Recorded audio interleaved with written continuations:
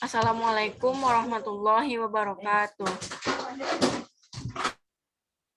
Waalaikumsalam warahmatullahi wabarakatuh. Baiklah, kami di sini kelompok 4 yang beranggotakan 8 orang.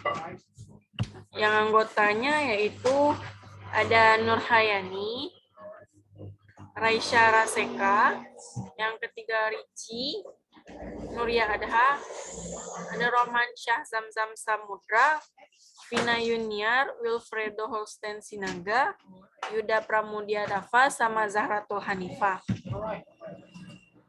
Kami akan mempresentasikan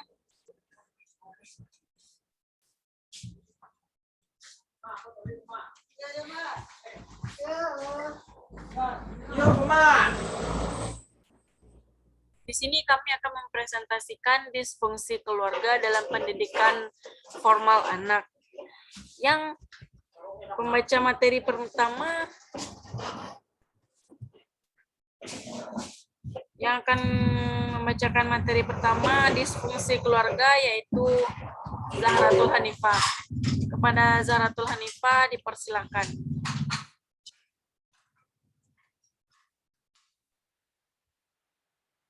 Baiklah, saya akan menjelaskan materi mengenai disfungsi keluarga. Sebelum itu, saya akan menjelaskan pengertian dari keluarga. Menurut Fatimah, keluarga merupakan... Maaf sebelumnya untuk Zahratul Hanifah, suaranya tidak kedengaran. Halo, tes. Halo, dengeran nggak? Moderator, suaranya bisa kedengaran nggak? Halo,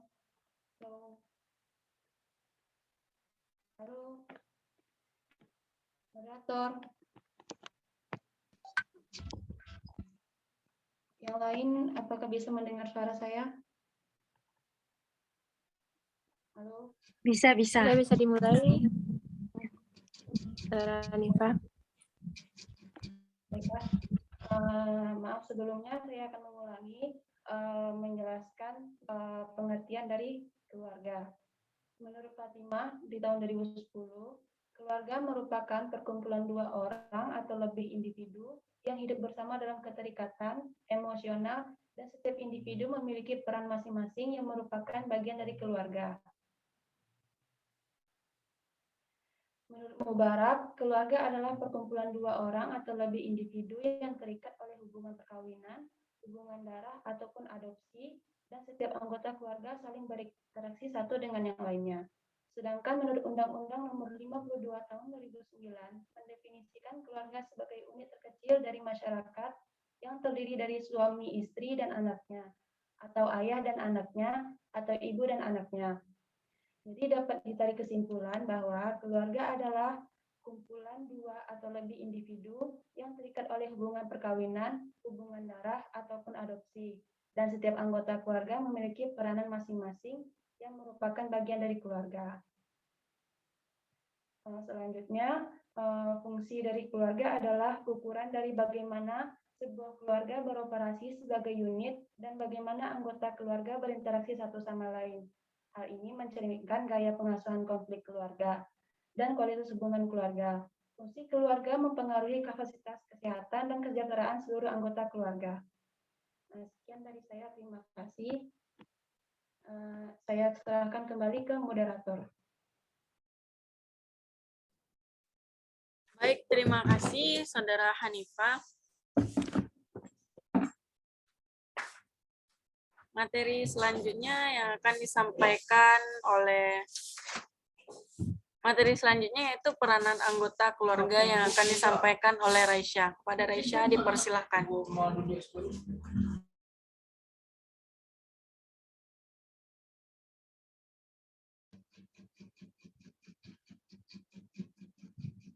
Baiklah, di sini saya akan menjelaskan mengenai peranan anggota keluarga. Yang pertama itu peran ayah sebagai seorang suami dari istri dan ayah dari anak-anaknya. Ayah berperan sebagai kepala keluarga, pendidik, pelindung, mencari nafkah, serta pemberi rasa aman bagi anak dan istrinya. Dan juga sebagai anggota dari kelompok sosialnya, serta sebagai anggota masyarakat di lingkungan di mana dia tinggal. Lalu yang kedua itu terdapat peran ibu. Sebagai seorang ibu, sebagai seorang istri dari suami dan ibu dari anak-anaknya, di mana peran ibu sangat penting dalam keluarga, antara lain sebagai pengasuh dan pendidik anak-anaknya, sebagai pelindung dari anak-anak saat ayahnya sedang tidak ada di rumah, mengurus rumah tangga, serta dapat juga berperan sebagai pencari nafkah. Selain itu, ibu juga berperan sebagai salah satu anggota kelompok dari peranan sosial, serta sebagai anggota masyarakat di lingkungan di mana dia tinggal. Lalu yang terakhir, terdapat peran anak. Peran anak yaitu melaksanakan peran psikososial sesuai dengan tingkat perkembangan, baik fisik, mental, sosial, maupun spiritual. Baiklah, sekian dari saya. Saya serahkan kembali kepada moderator.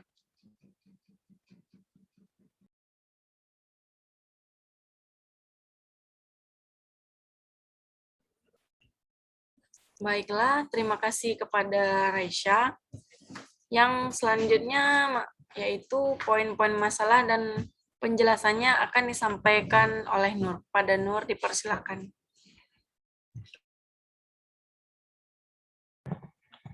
Baiklah, di sini saya akan menjelaskan poin-poin masalah dari studi kasus yang kita bahas pada hari ini. Yang pertama itu kesibukan orang tua. Kesibukan orang tua dalam bekerja sehingga tidak dapat mengawasi perkembangan seorang anak. Yang kedua, rendahnya pendidikan orang tua yang dapat mempengaruhi pola pikir mereka terhadap pendidikan. Yang ketiga, kurangnya dukungan dari keluarga. Ini mengakibatkan anak menjadi tertinggal dalam pelajaran sekolah, bahkan anak sering tidak naik kelas, maaf. Yang keempat, tidak adanya dukungan dari orang tua. Yang kelima, kurang mampu secara finansial untuk biaya pendidikan yang semakin mahal. Seperti saat sekarang ini, ditetapkannya biaya pendidikan berupa komite sekolah pada sekolah tertentu. Sekian dari saya, terima kasih.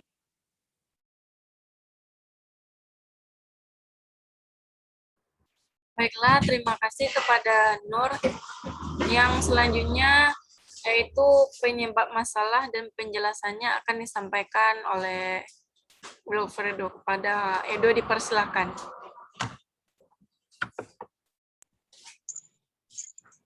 Oke, baiklah. Saya akan menjelaskan penyebab masalah dari poin-poin tadi. Pertama, kesibukan orang tua, di mana salah satu faktor yang terjadi dari kesibukan orang tua itu di mana pendidikan ataupun bimbingan dari orang tua itu terlantarkan sehingga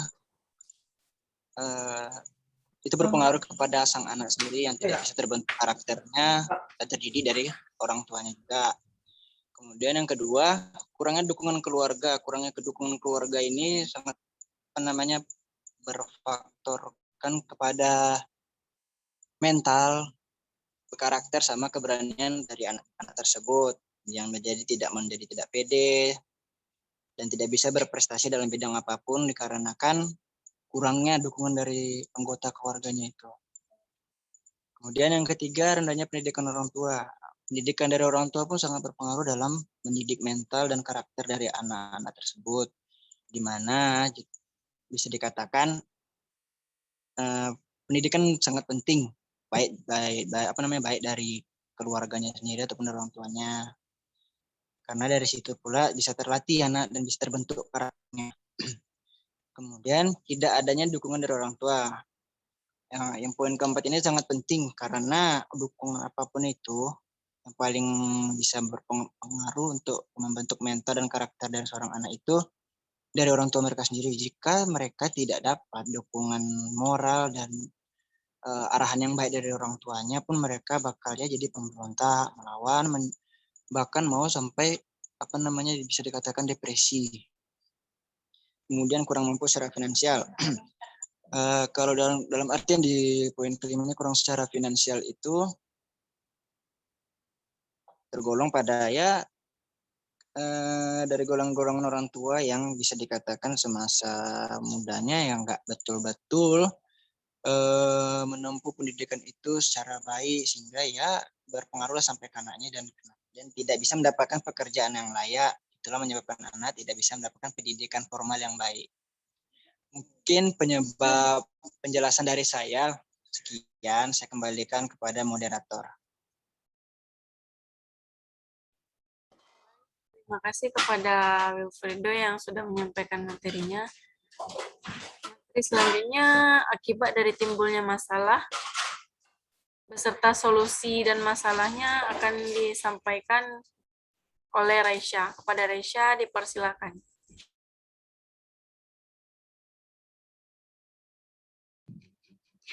Baiklah, di sini saya akan menjelaskan apa akibat dari timbulnya masalah tersebut. Yang pertama, anak seperti kesulitan beradaptasi dengan lingkungan sosial. Kurangnya perhatian orang tua mengakibatkan anak sulit untuk beradaptasi dengan lingkungan sekitar. Maka dari itu, orang tua harus berusaha meluangkan sedikit waktu untuk berbaur dengan anak. Lalu yang kedua, pada saat memasuki bangku sekolah, anak akan mengalami kesulitan untuk menerima pelajaran. Itu disebabkan kurangnya pendidikan dari orang tua, karena orang tualah lingkungan pertama bagi anak untuk mendapatkan pendidikan, dan dalam keluarga lah anak dipersiapkan untuk membangun pengetahuan dan perkembangan sebelum memasuki tingkatan-tingkatan perkembangan dunia lainnya, seperti dunia orang dewasa, bahasa, adat istiadat, dan kebudayaan. Lalu yang ketiga, anak dengan mudah beradaptasi dengan lingkungan yang membawa pengaruh negatif. Orang tua yang kurang berbaur dengan anak dan jarang memberi bimbingan untuk anak akan mengakibatkan anak terjerumus dengan lingkungan yang tidak baik atau negatif, seperti pergaulan bebas, narkoba, dan sebagainya. Lalu di sini saya akan menjelaskan bagaimana solusi untuk masing-masing masalah tersebut. Di sini yang pertama, orang tua harus lebih memperhatikan anaknya sesibuk apapun orang tuanya. Contohnya mengatur waktu anak agar anaknya lebih bisa membagi waktu untuk bermain dan belajar. Lalu yang kedua, orang tua harus tegas jika anaknya melakukan kesalahan. Tegas bukan berarti kasar, tetapi bisa mengontrol anaknya tanpa menggunakan fisik atau kekerasan. Lalu yang ketiga, memberi dukungan kepada anak. Contohnya mengajari anak dalam pelajaran sambil bermain. Memberi apresiasi jika anak berprestasi. Jangan fokus kepada nilai dan hasil anak dalam pelajaran. Mendukung minat dan bakat anak. Lalu solusi yang terakhir, jika orang tuanya kurang mampu dalam materi untuk membiayai anaknya sekolah, maka orang tua berusaha lebih untuk membiayai anaknya atau mencari sekolah yang tidak perlu membayar. Baiklah, sekian dulu penjelasan dari saya. Saya kembalikan kepada moderator.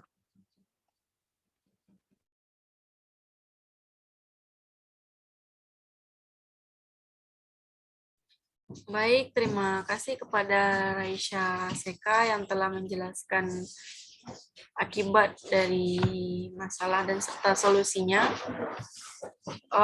Yaitu dan selanjutnya kesimpulan dan saran yang akan disampaikan oleh Richie Nuria. Kepada Richie dipersilakan. Baik, yang terakhir saya akan menyampaikan yaitu kesimpulan dari disorientasi keluarga. Yang pertama yaitu kesimpulan.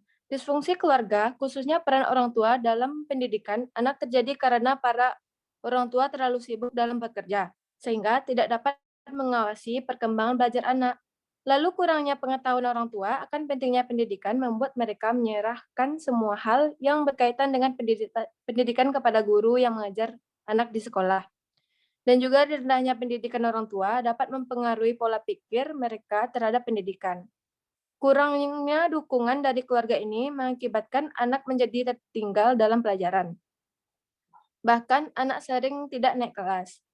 Tidak adanya dukungan dari orang tua dan orang tua hanya menyerahkan sepenuhnya kepada pihak sekolah karena bagi orang tua pendidikan bukan tanggung jawab mereka, tetapi merupakan tanggung jawab sekolah. Sehingga orang tua tidak mengajarkan ketika anak berada di rumah karena mereka tidak memahami pentingnya pendidikan serta peran mereka dalam mengarahkan dan mengawasi pendidikan dalam memenuhi salah satu fungsi keluarga dalam bidang pendidikan.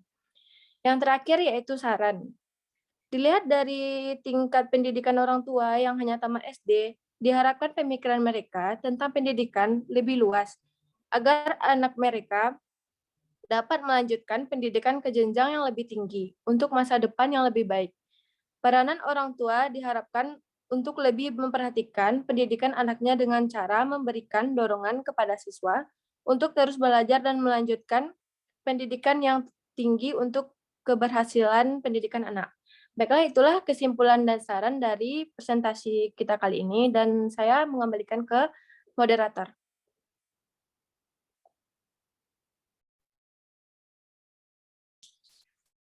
Baiklah, terima kasih kepada Ricci yang telah menyampaikan materi kita hari ini.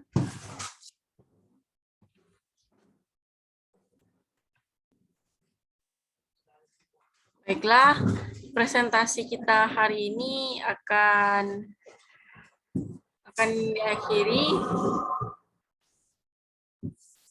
Terima kasih. Assalamualaikum warahmatullahi wabarakatuh. Waalaikumsalam Waalaikumsalam warahmatullahi wabarakatuh.